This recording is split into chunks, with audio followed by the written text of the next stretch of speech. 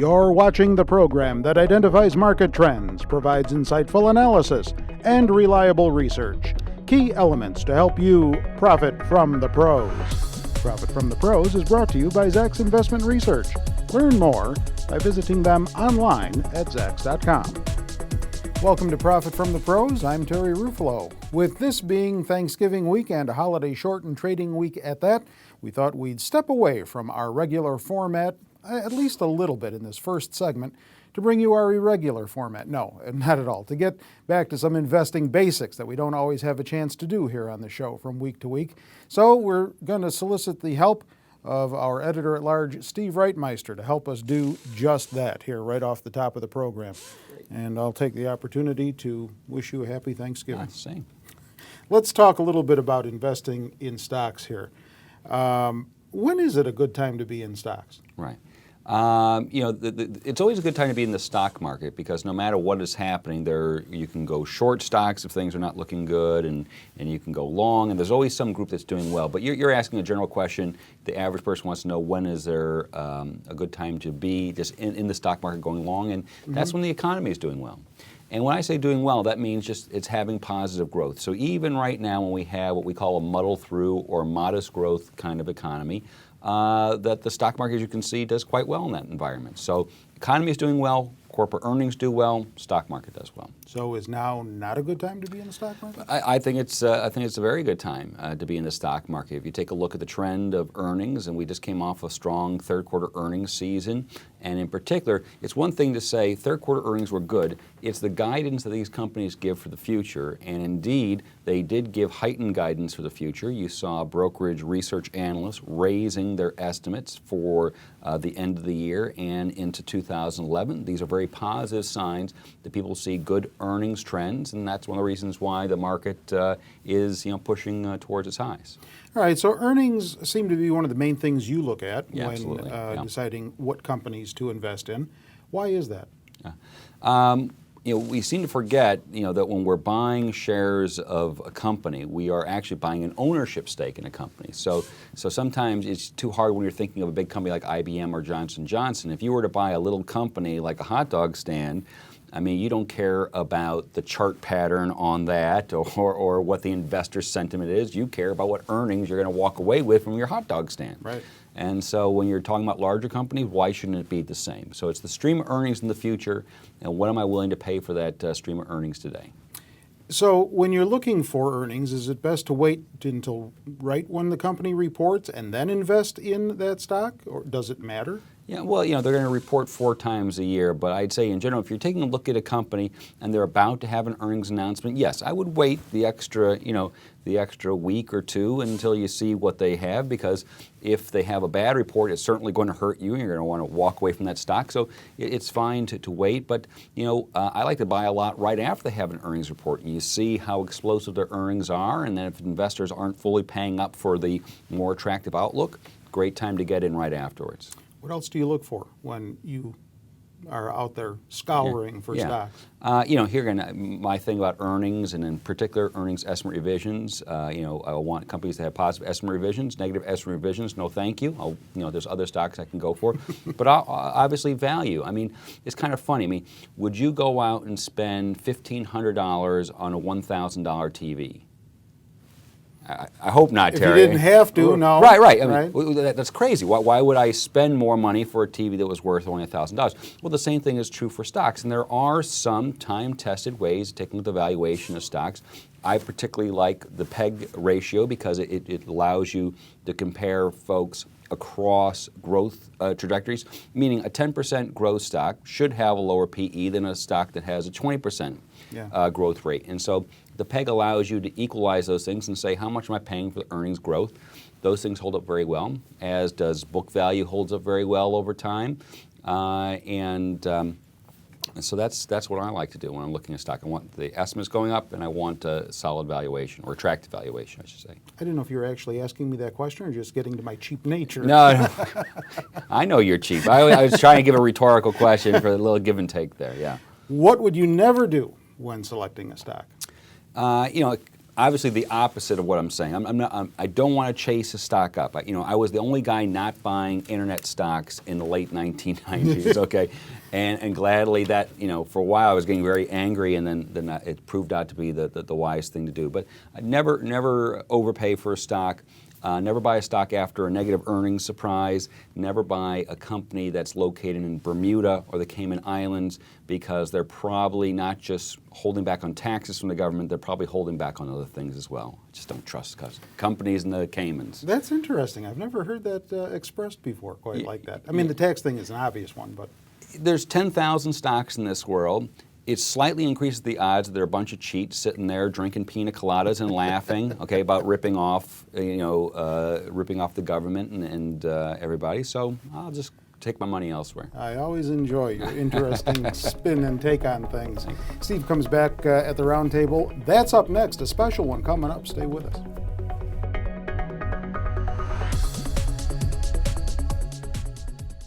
Welcome to the Zacks Roundtable Review, a discussion of current events affecting investors as well as other topics of financial interest, featuring the analysts and editors of Zacks.com.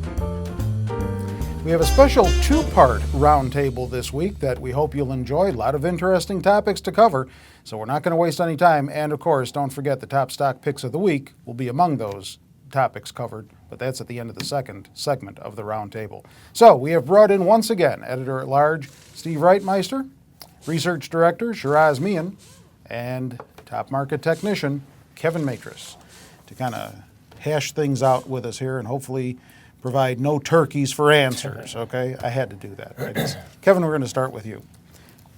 Why don't you fill us in, if you can, on what your concerns are going into the end of this this fiscal year here, this calendar year? I was going to say, aside from North Korea starting a war, I would probably say there's two chief concerns that I have.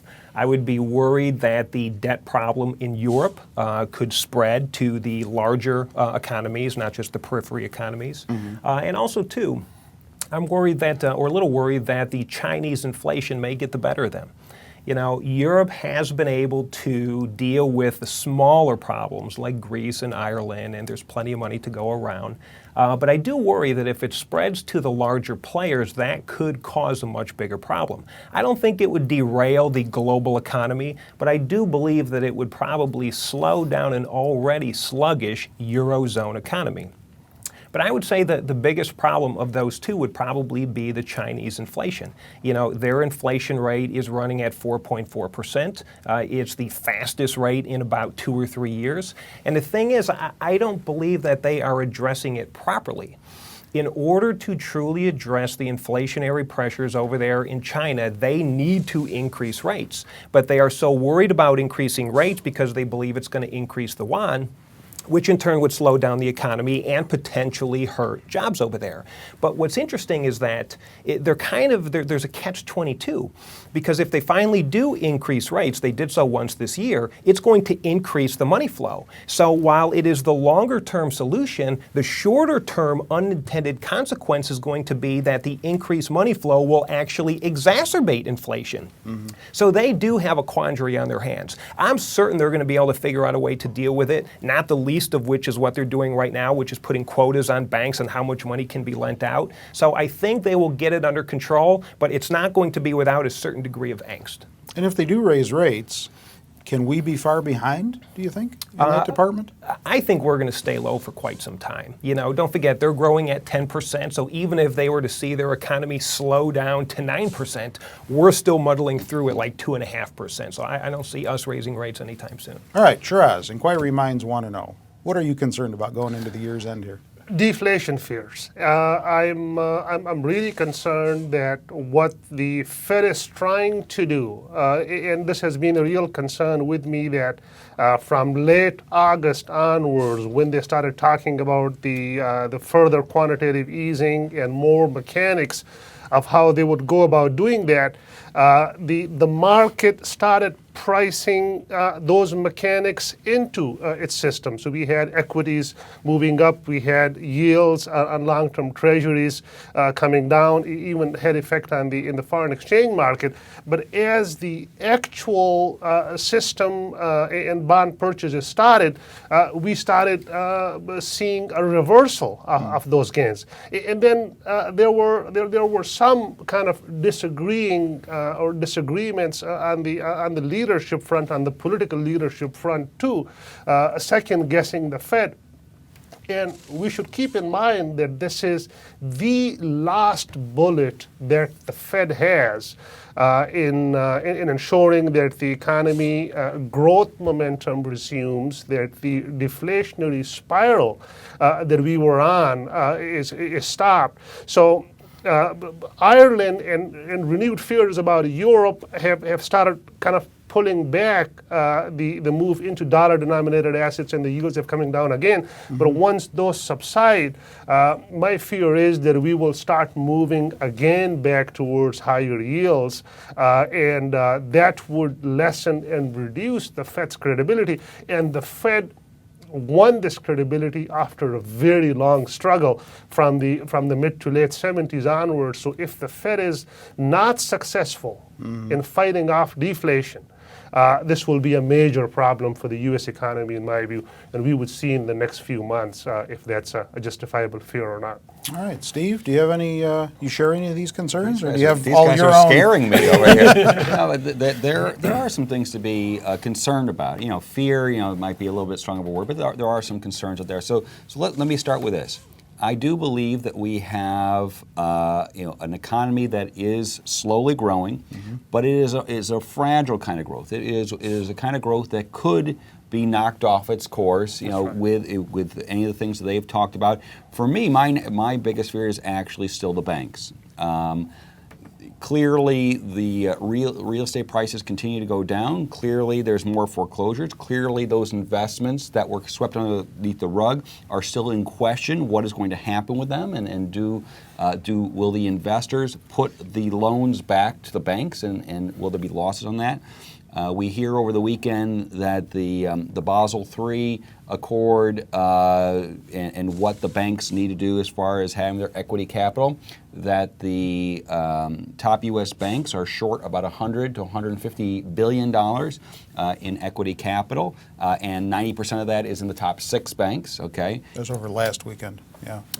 And then there's just growing rumblings about what is happening with those mortgages, and are they truly taken care of and tucked away? And I just kind of wonder about that myself. So that's my biggest fear. And then I'll just throw out, there's always the concern that, yes, it's been 9 years since September 11th, but we have thwarted a number of attacks.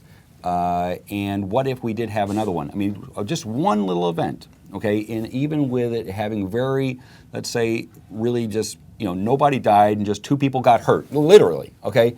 Everyone would be like, oh, it's back, okay? And I think that what it would do to our fragilely growing economy, it could just be enough to kick us off kilter. Could be. Yeah, that is an interesting one.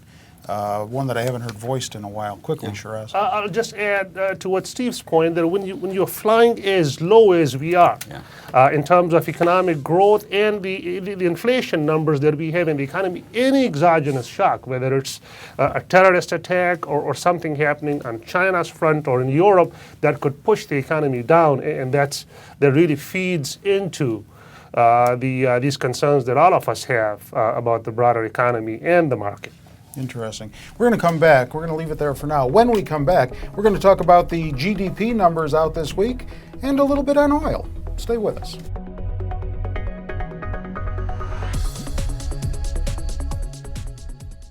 Welcome to the Zacks Roundtable Review, a discussion of current events affecting investors as well as other topics of financial interest, featuring the analysts and editors of Zacks.com.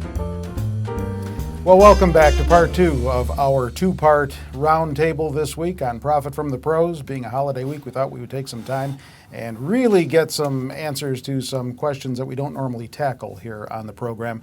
So in the first half, in case you're just tuning in, we got from everyone what their concerns were going into the end of the year. Now, Kevin, I'm going to start with you again, Okay. and if you could tell us what you're thankful for this Thanksgiving season. Is it the revision to the third quarter GDP growth numbers that came out this week? We'll start with that. All right. Yeah, today's or this week's GDP number was fantastic.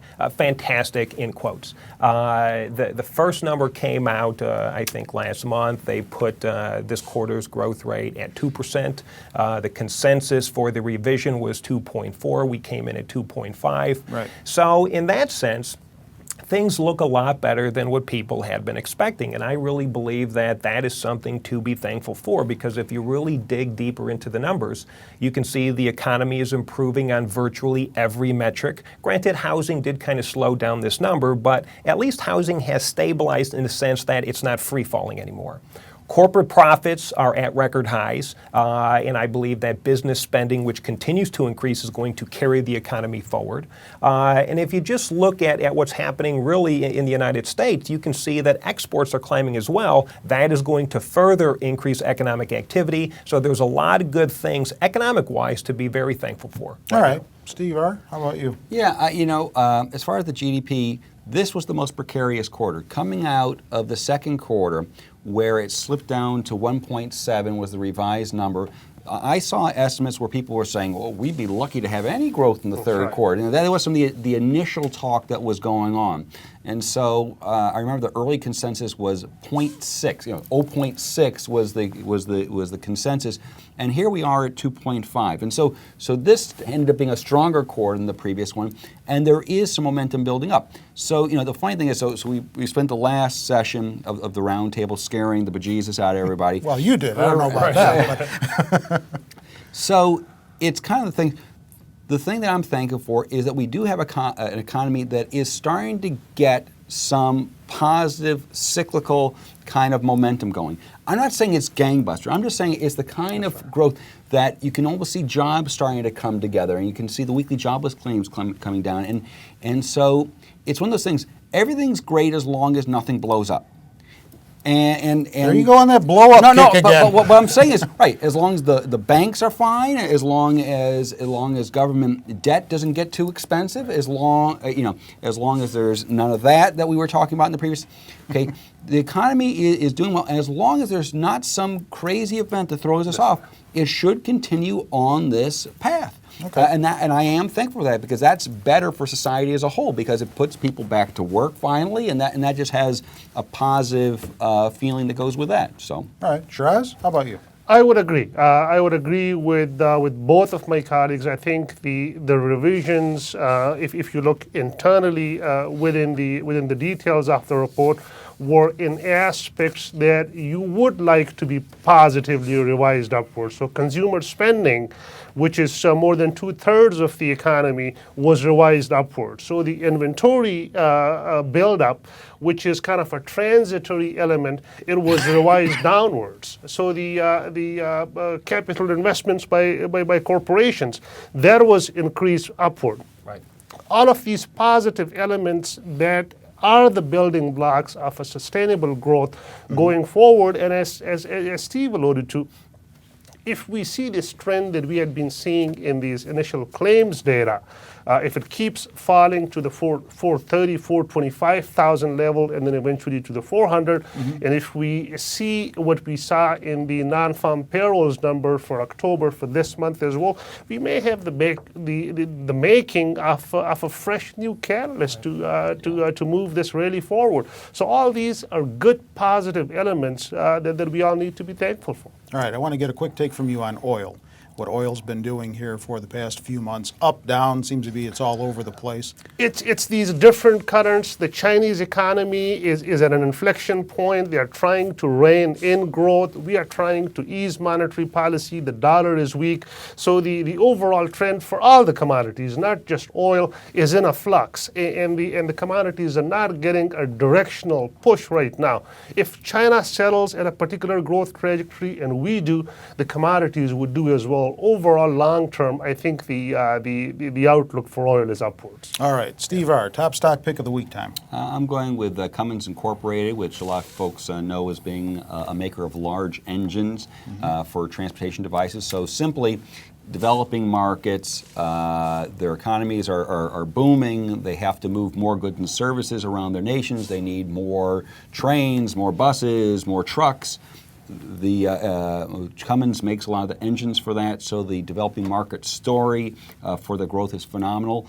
And still, if anyone taking a look at it from a valuation perspective, still fairly reasonable on that. Definitely one of my favorite stocks right now. All right, Shiraz?